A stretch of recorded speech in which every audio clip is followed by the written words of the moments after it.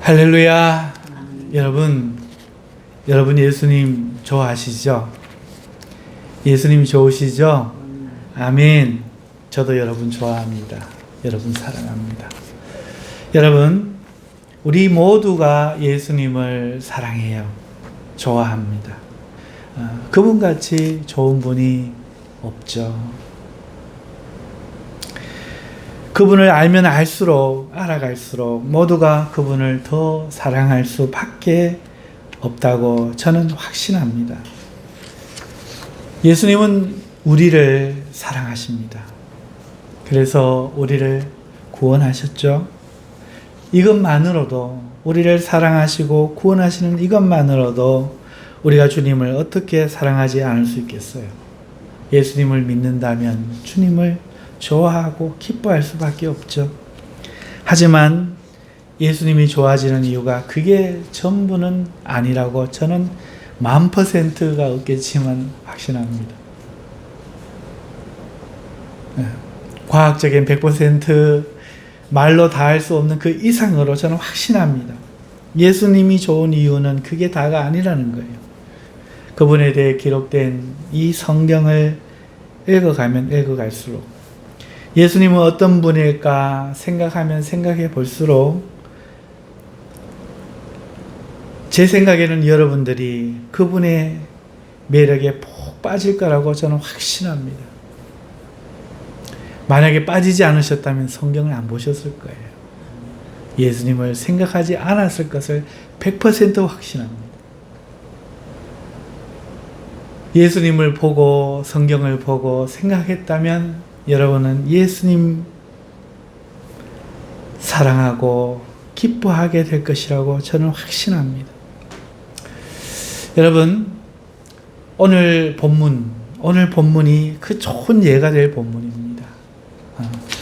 우리가 본문을 읽어봤지만 전혀 본문 속에서는 그런 뉘앙스를 찾기가 어려우시겠지만 오늘 설교를 여러분이 잘 들으시고 오늘 설교 속에서 그 좋으신 예수님을 발견할 수만 있다면 여러분에게 참 복된 시간이 될 줄 믿습니다.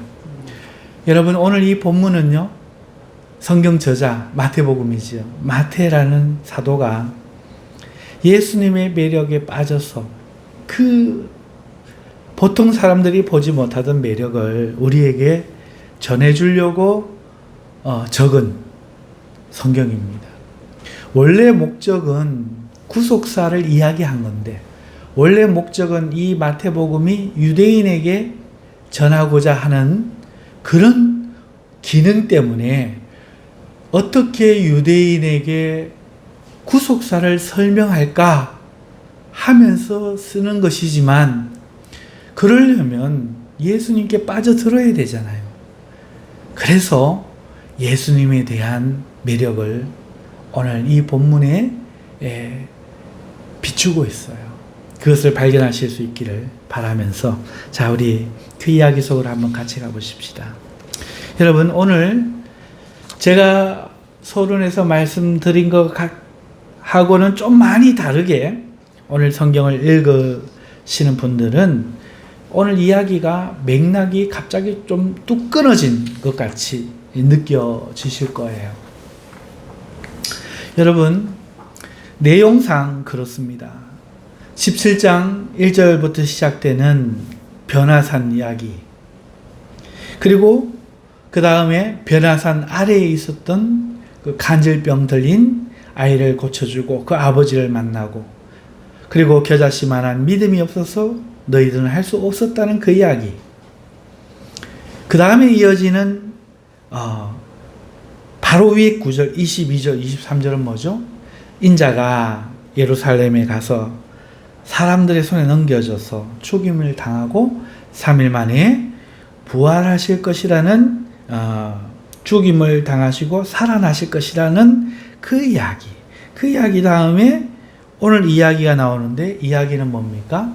성전새가 하나 등장하고 또 하나는 베드로가 낚시를 해서 고기를 잡아 입을 열면 동전 한 세겔이 나온다는, 그 실제로 나와서 내게 되는 마치 손오공이 천도복숭아를 하늘에 올라가서 전상에 그 복숭아를 따먹는 것 같은 그런 이상한 이야기. 실제로 있었던 일이지만은 뭔가 좀 동화 같은 이야기. 그러니까 내용이 구분이 돼요.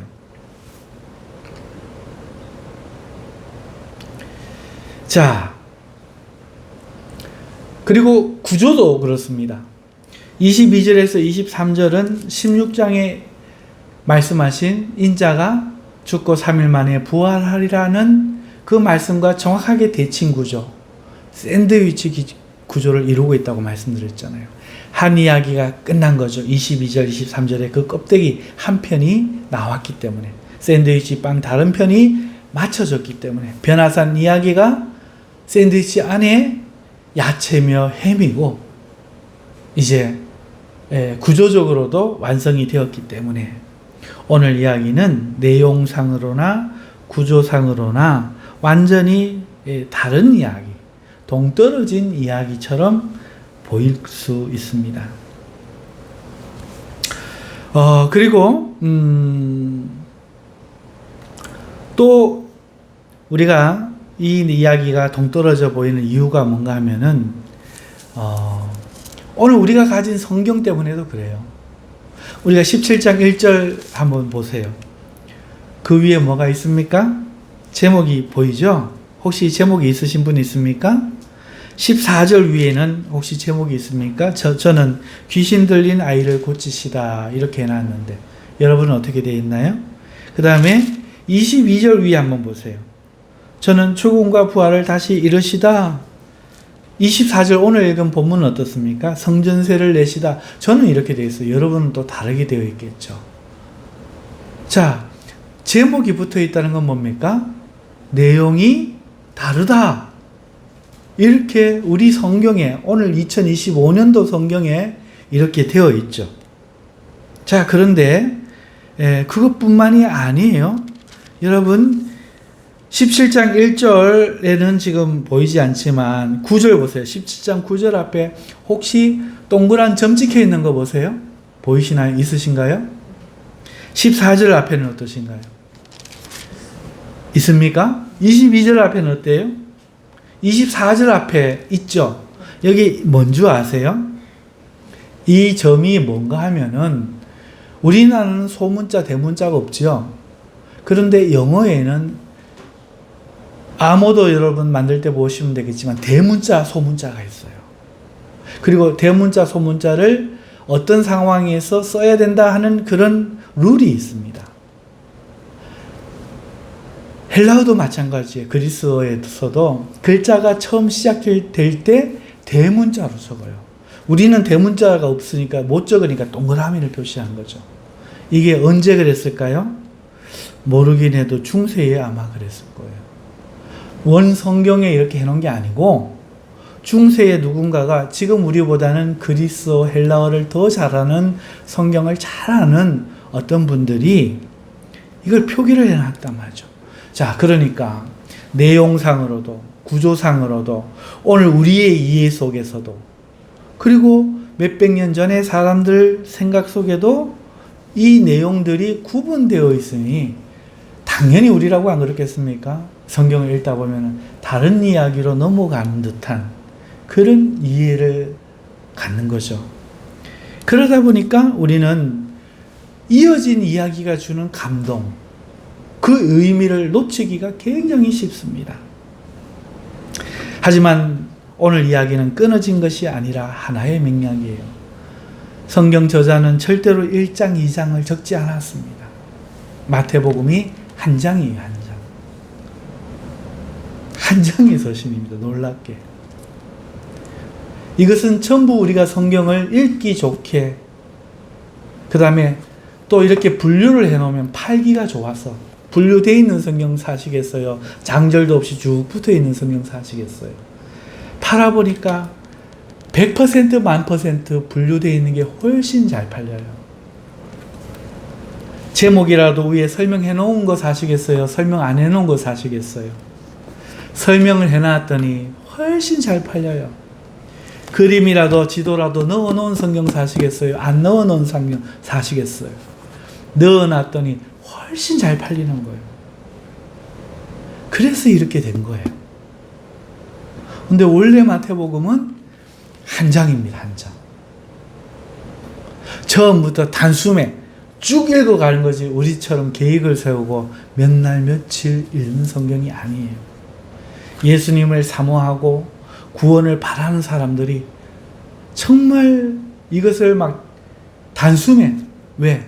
성경이 경산 시내에 한 권밖에 없으면 읽을 경쟁률이 얼마나 될까요? 그러니까 옛날에는 성경이 없고 종이가 귀한 시절이잖아요. 성경 한 권 적혀져 있으면요, 필사본에서 돌려봐도 그거를 오랜 날 두고 읽을 시간이 없어요. 처음부터 장절 없었고, 처음부터 모든 사람은 시작하면 끝까지 다 읽는 거. 읽으면서 어떻게 하든지 외울 수 있으면 외우는 거. 이 사모하는 성경.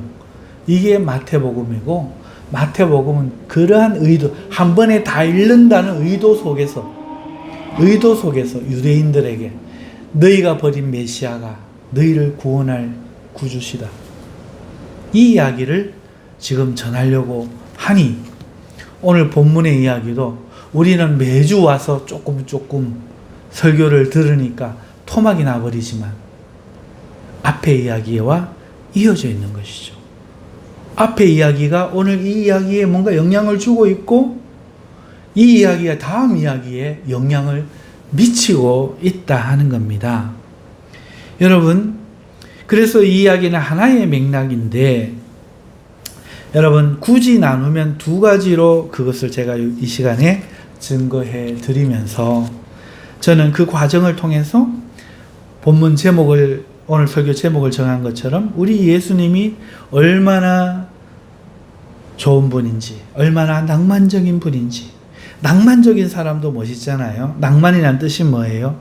낭만, 무슨 뜻이에요? 현실에 매이지 않고 감상적이고 이상적으로 사람이나 사물을 대하는 태도나 심리라는 거죠. 여러분, 어떤 사람이 너 왜 그렇게 써? 왜 그렇게 먹어?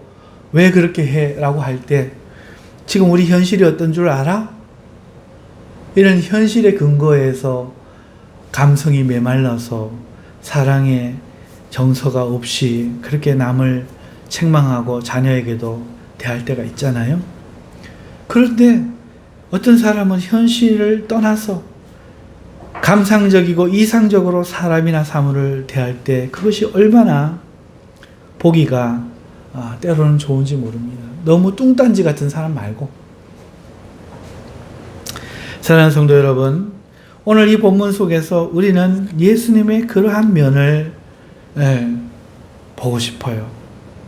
그리고 마태도 그러한 면을 변화산 사건 이후에 지금 말하고 싶다라고 저는 분명하게 생각합니다. 자, 그러면 첫 번째 제가 하나의 맥락이라는 것을 지금 설명을 드릴 터인데, 이 과정을 통해서 그걸 말씀드리겠다고 했잖아요. 자, 무엇이 하나의 맥락이냐? 세 가지 지명이 그것을 증거합니다. 본문에는요, 하나의 본문이라고 할 때는 세 지명이 연이어서 등장하는 것을 알 수 있어요. 먼저 17장 1절에 변화산이죠. 변화산은 천상에 있는 산 아니죠. 이스라엘 땅 어딘가에 있었던 산입니다. 두 번째는 17장 22절에 뭐라고 나옵니까? 갈릴리에 모일 때에, 갈릴리라는 지명이 나오죠.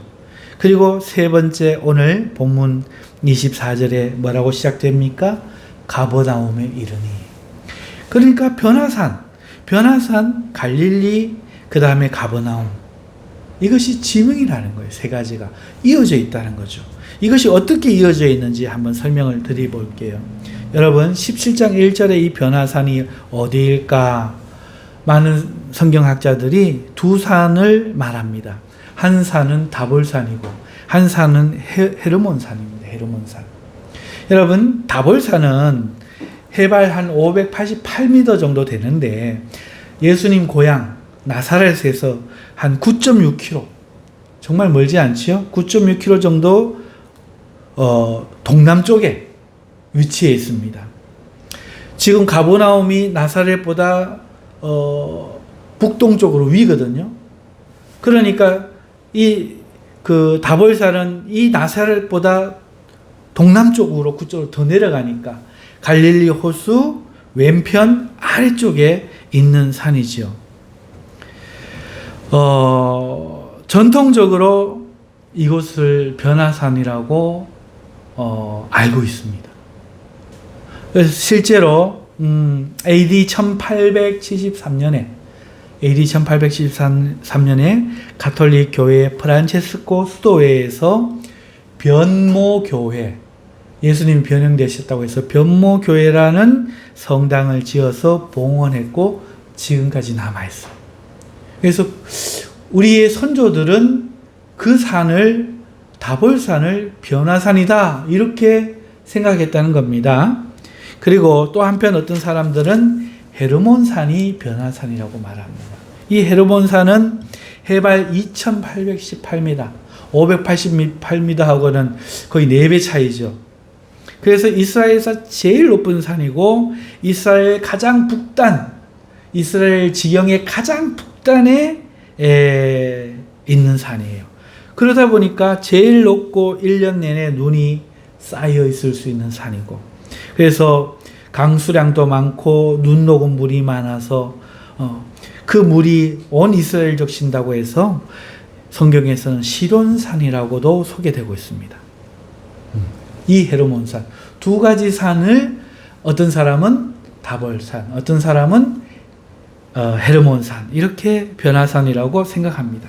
자, 오늘 이 시간에 어느 것이 맞다는 말씀을 안 드리겠어요.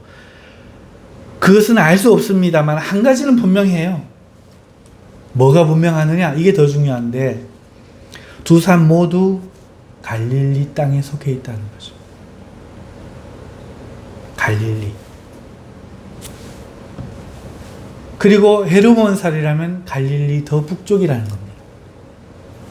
자, 두 번째, 갈릴리에 모일 때에, 자, 갈릴리 북단에서 헤르몬산이 북쪽 산이라면은, 그 헤르몬산이 변화산이라면 거기서 갈릴리로 모일 때라는 것은 좀 더 중심으로 이동한 느낌이 들죠.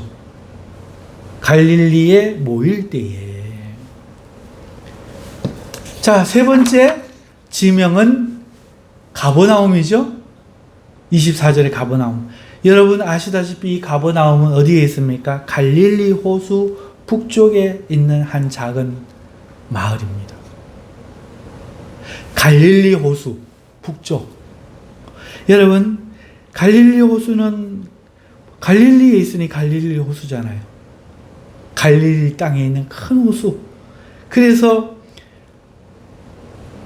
갈릴리 호수인데 이 갈릴리 호수의 대표적인 어촌 마을이 가버나움이고, 이 가버나움은 예수님의 나사렛에서 불과 50km, 경산시청에서 고령군청보다는 조금 더 멀고 저 남지읍 사무소보다는 조금 가까운 그 정도 거리, 그 정도 거리에 있는 지역으로 예수님이 사역을 처음 시작하신 곳이죠.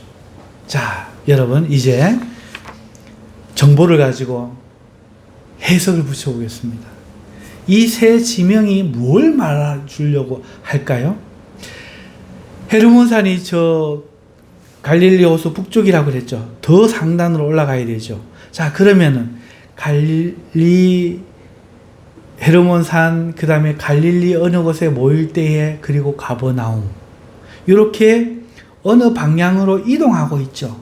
그리고 예수님의 말 속에서 22절에서 23절, 인자가 어디에 가면, 예루살렘에 가면 사람들의 손에 옮겨서, 그러니까 예루살렘으로 방향으로 옮겨가는 거예요.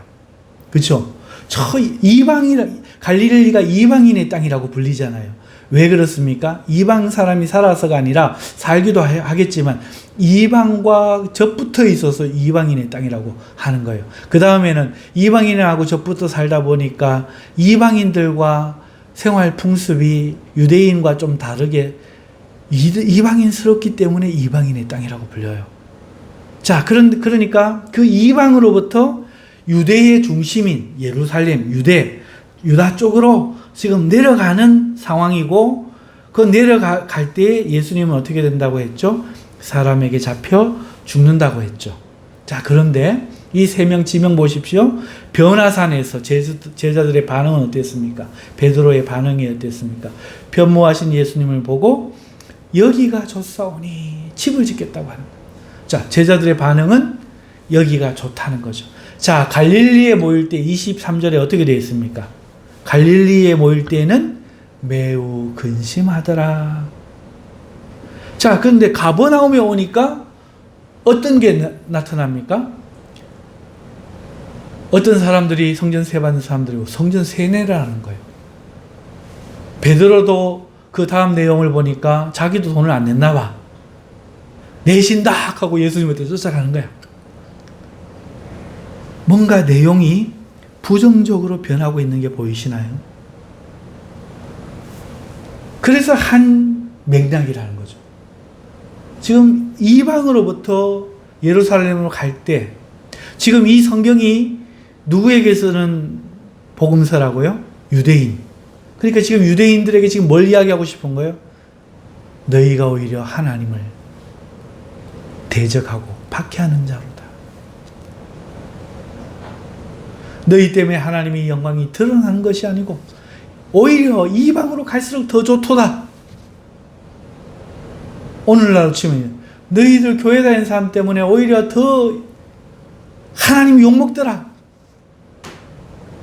교회 나갔더니 교회 안에서 더 나쁘더라. 이건 거죠.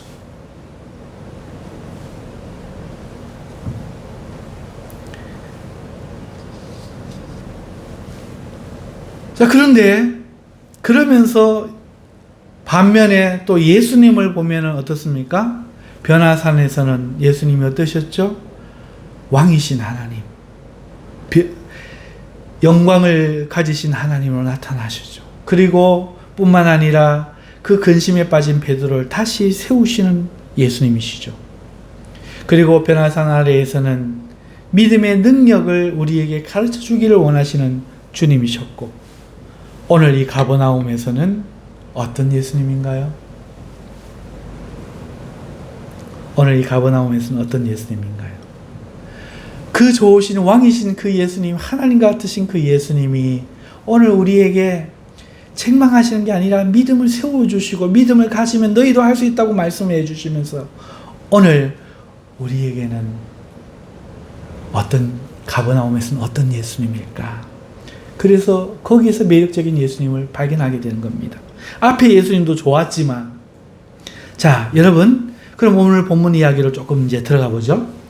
예수님이 가버나움에 왔을 때 성전세를 받는 사람들이 찾아와서 베드로에게 묻습니다. 너희 선생님은 반세겔을 내지 아니하느냐? 이렇게 묻지요. 여러분, 반세겔이 뭔가 하니까 성전세예요, 성전세. 이 성전세는요, 출애굽기에 소개되고 있어요.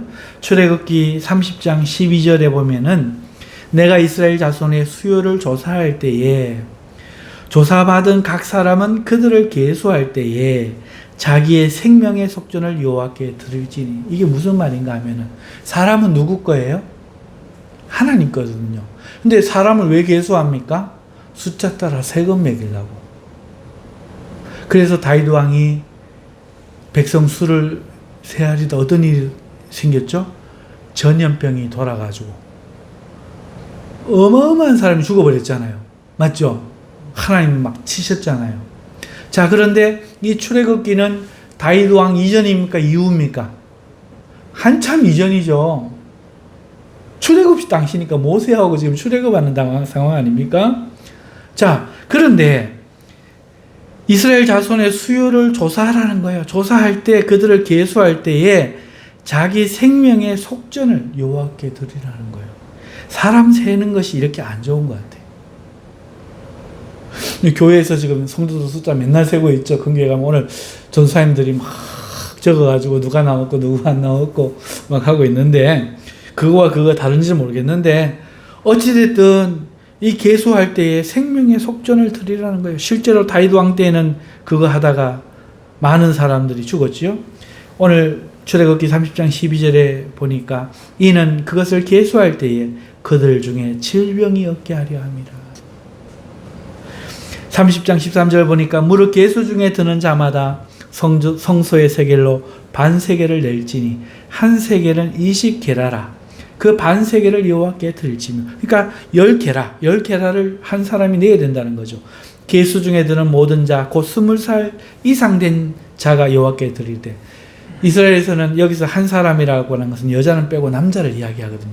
그러니까 매년 20세 이상 된 모든 이스라엘 남자는 10게라, 반 세겔을 성전세로 자기의 생명의 속전값으로 내야 된다 하는 거죠. 너희의 생명을 대속하기 위하여 여호와께 드릴 때에 부자라고 반 세겔을 더 내지도 말고 가난한 자라고 덜 내지도 말며 너는 이스라엘 자손에게 속전을 취하여 회막 봉사에 쓰라. 이 돈은 회막 봉사, 낫고 수선하고 필요한 것을 공급하는 회막 봉사에 서라. 여호와 앞에서 이스라엘 자손의 기념이 되어서 너희의 생명을 대속하리라.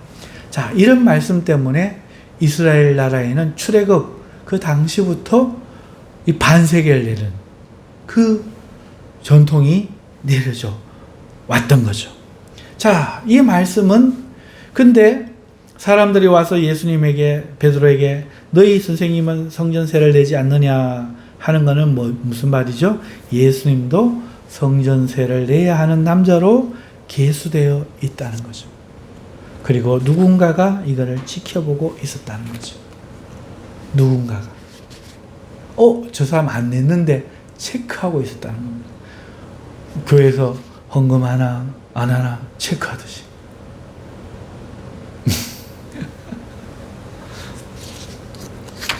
그랬더니 베드로는 내신다 하고는 예수님이 계신 집으로 들어갑니다.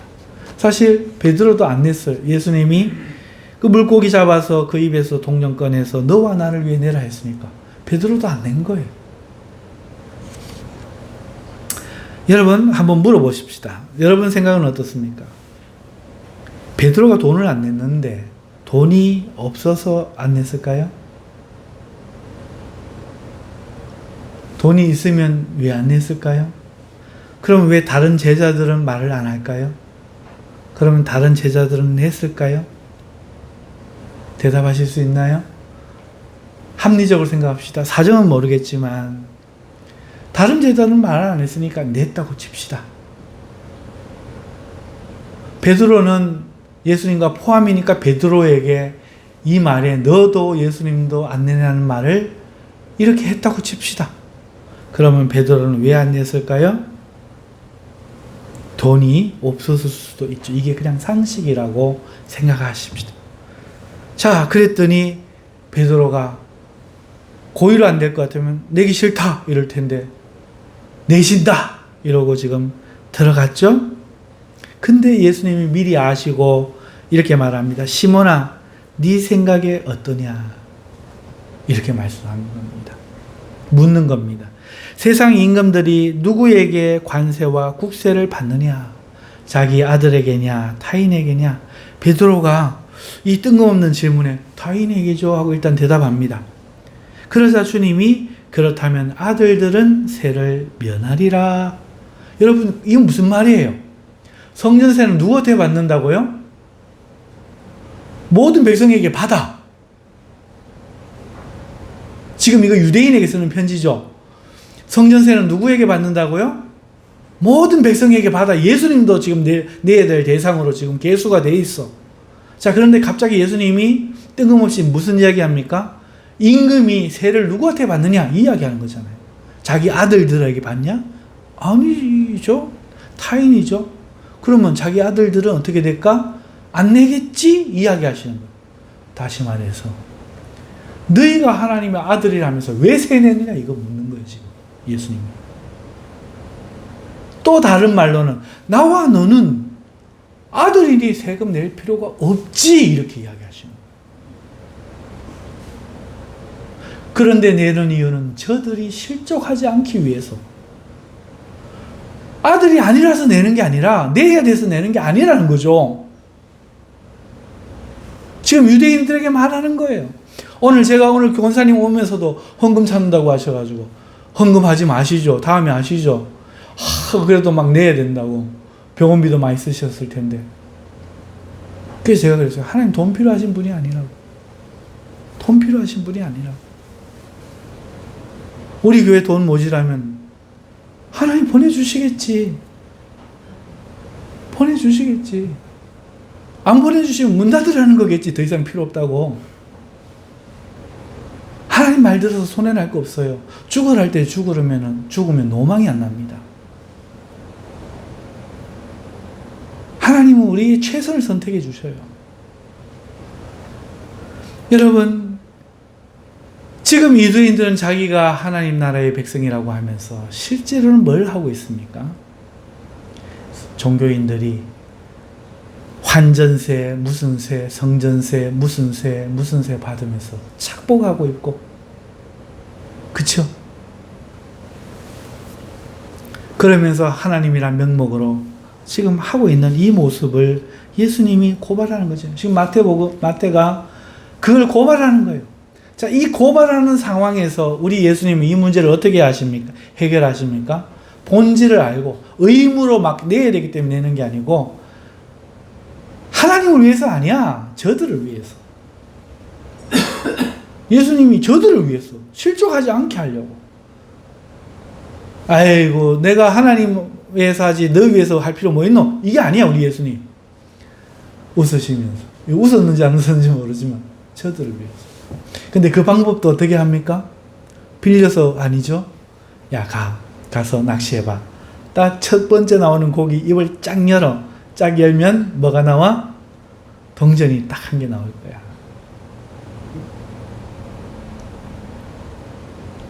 예수님은 모든 걸 알고 계신 거예요. 여러분 얼마 전에 언젠가 제가 이거 강의할 때 이거 설명드렸을 텐데 여러분 고기를 낚을 때 보면은요 이렇게 여러 가지 방법이 있는데 이렇게 스푼같이 생긴 미국에서도 많이 써요. 스푼같이 생긴 루어 낚시라고 하는데 이거에 뒤에 낚시바늘 메고 던지고 감으면요 줄을 쫙 감으면은 이게 햇빛에 바짝바짝 하면서 이렇게 막 딸려오면 고기가 베스 같은 거라든지 민물도 그렇고 바다도 그렇고 와서 사냥하는 것들이 이 고기 비늘에 햇빛이 부딪혀서 반사되는 건 줄 알고 와서 덜컥하고 물어요. 탁 잡는 낚시 장르가 있어요. 어떤 사람이 갈릴리 호수에서 뭐 하다가 뱃놀이 하다 뭐 하다가 동전 하나를 탁 떨어뜨리면은 고기가 뚜르르 떨어지는 그걸 보면서 이게 탁 물어낸 거야. 예수님은 그 떨어진 것도 아시고 떨어져 먹는 것도 보시고 베드로가 가서 잡을 때 그게 물 것도 아시는 거예요. 예수님은 그렇게 해결하시는 거예요. 누군가의 추억, 낭만, 누군가의 실수, 그 고기의 생태 모든 것을 지금 하시는 예수님. 그 예수님이 이 사람들의 그 성전세를 달라고 하는 것을 책망도 안 하시고 베드로 너는 왜 안 냈니? 내 것처럼 내주지 이러지도 않으시고 예수님은 이렇게 일을 해결하시는 거죠. 여러분 그러면서요 두 번째 장면으로 넘어가야 되는데요. 여러분 18장 1절을 보세요. 18장 1절에 그때의 제자들이 예수께 나와 이르되 천국에는 누가 키가 누가 크니까 이렇게 질문하죠. 그 질문에 대해서 예수님이 여러 가지 이야기, 설교 같은 이야기를 18장 전장에 걸쳐서 이야기하는 장면이 나옵니다. 여러 가지 교훈이 섞여 있죠. 마치 마태복음 5장의 산상수훈 때처럼 말이죠. 여러분, 그런데 18장 1절에 뭐라고 시작합니까? 그때에 이 교훈을 언제 시작했는가 하면 예수님이 이 물고기 잡아라고 말을 할 그때에 이 교훈이 시작되는 거야. 그러니까 산상수훈에서는 예수님이 어떻게 시작하셨어요? 산에 올라가 앉으시니 제자들이 나와 그때에 예수님이 가르치셨죠. 오늘 이 교훈들 뒤에 가면 오늘 18장의 교훈들은 좀 무섭거든요. 정말 무서운 교훈들이 좀 들어있거든요. 자, 이 교훈들을 무서운 교훈들을 하실 땐 예수님이 어떤 이야기를 가지고 시작하십니까? 물고기 입에서 동전 꺼내는 정말 기상천외한 예수님을 좋아하는 사람들은 웃을 이야기고 예수님을 좋아하지 않는 사람은 그게 뭐 이럴 이야기. 예수님을 안 좋아하는 사람은 지금 뭐 하는데 장난하나? 이럴 이야기지만 예수님 좋아하는 사람은 예수님을 친하게 생각하는 사람 그런 일도 있었나? 오, 기가 막힌다. 기가 막혀. 가려지는 거죠. 여기 자기 정체성이 드러나는 거예요. 유대인들이 이걸 읽으면서 18장까지 오도록 이러고 있으면 그것은 아직 복음을 접하지 못한 사람이고 예수님은 구주로 못 믿은 사람이고 하하하하 웃고 야 예수님 정말 독특한 분이야. 정말 대단하신 분이야. 그러면서 이런 교훈 겁내지 말라고 이렇게 유머로부터 풀어나가시는 듯한 뉘앙스를 받으면 예수님하고 친한. 자, 그래서 오늘 이 본문에서 여러분 마태가 발견한 건 뭐냐? 바로 이 부분이죠. 예수님이 조금은 무서운 교훈들, 연자 맷돌을 목에 메고 바다에 빠지는 게 낫다. 내 손이나 발이나 눈이나 찍어버리고 빼버려라. 정말 무서운 이야기들이 나오거든요. 나오는데 예수님은 이 이야기를 이것으로부터 풀어가는 거죠. 그때라는 단어로 마태는 이거를 연결시키고 있는 겁니다. 사랑하는 성도 여러분, 자 이제 정리를 해보시죠. 별 교훈이 없어요. 여기에 무슨 교훈이 있습니까? 물고기 잡고 성전세 이야기에 교훈이 없지요. 하지만 맥락 속에서 이야기 속에서 유대인에게 주는 서신서로 봤을 때 이것은 유대인들에게는 어떤 말입니까? 너희 유대인들아, 변화산에서 예수님이 왕권을 받으신 예수님이요, 그 예수님을 믿으면 누구라도 믿음으로 오늘 이러한 승리의 삶을 살 수 있을 것이며, 제자들이 주님의 말씀을 받아들이기에 매우 근심한 것처럼 너희도 근심하겠지만, 그러나 걱정하지 마라. 우리 주님은 물고기 동전 하나 삼킨 것도 다 아신다. 너희는 머리털 하나까지 다 세신 바 되었다. 지금이라도 굴복하고 하나님께 돌아와서 예수님을 영접해라. 이 이야기를 하는 것이고요. 그러면서 오늘 성경 읽는 오늘 우리들에게 무슨 말씀을 하십니까? 저는 무엇을 증거하고 싶어 합니까? 우리 예수님은 너무나 매력적인 분이란 거죠. 어떤 매력적인 겁니까? 이 베드로, 변화산에 올라갈 때 어떤 베드로였습니까? 예수님 앞에 사탄질을 하다가 사탄아 내 뒤로 물러나라 소리를 들었던 베드로를 변화산 위에서 용기 주시고 힘 주시고, 그리고 그 베드로를 자기와 같이 하나님 아들이기 때문에 너는 세금 안 낸다 말씀해 주시고, 그렇지만 너도 나와 함께 돈을 내어라 하고 자기 동료로 챙겨주시는, 현실의 베드로를 보지 않고 믿음의 눈으로, 낭만의 눈으로 베드로를 바라보시고 판단해 주시는 예수님, 그 예수님을 저는 소개하고 싶었던 거죠. 오늘 우리가 현실로 볼 때에는 저런 사람이 목사라고, 저런 사람이 장로라고, 저런 사람이 권사라고 이럴 수 있어요. 하지만 하나님은 전혀 다르게 보십니다. 예수님은 전혀 다르게 바라요. 우리 할머님이 박윤선 목사님 교회에 집사로 계실 때 돈 없는 과부를 집사로 세우니까 교회 밥하는 돈 있는 집사님들이 우리 이제 헌금하지 말자 그랬대요. 그런데 그의 재정이 더 나왔대요.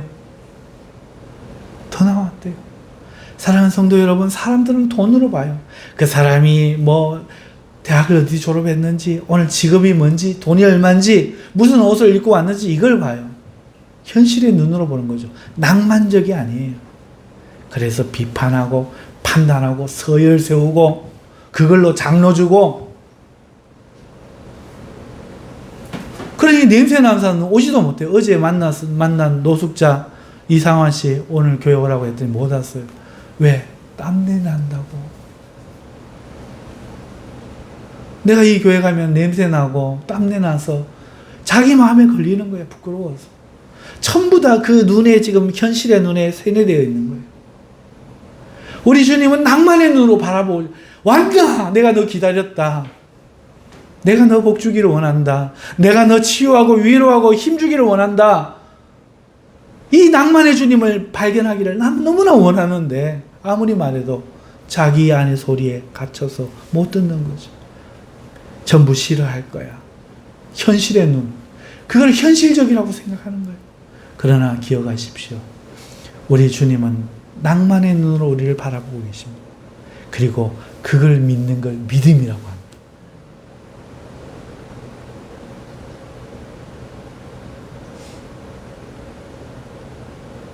오늘 우리는 주님을 바라봐야 돼요. 내 눈으로 나를 바라보고 내 눈으로 보이는 것들을 믿는 게 아니라 주님이 말씀하신 그 말씀, 주님이 보시는 그 눈, 우리는 그걸 생명인 줄, 그것이 진실인 줄, 진리인 줄 믿는 것이 믿음인 줄 믿습니다. 사랑하는 성도 여러분, 우리 예수님의 이 낭만을 발견하면 발견할수록, 나를 보는 그 눈을 발견하면 발견할수록 더 예수님이 좋아질 줄 믿습니다. 우리 함께 주 외치고 말씀 생각하면서 한 1분 기도하십시다. 주여, 거룩하신 주님 감사합니다. 오늘 주님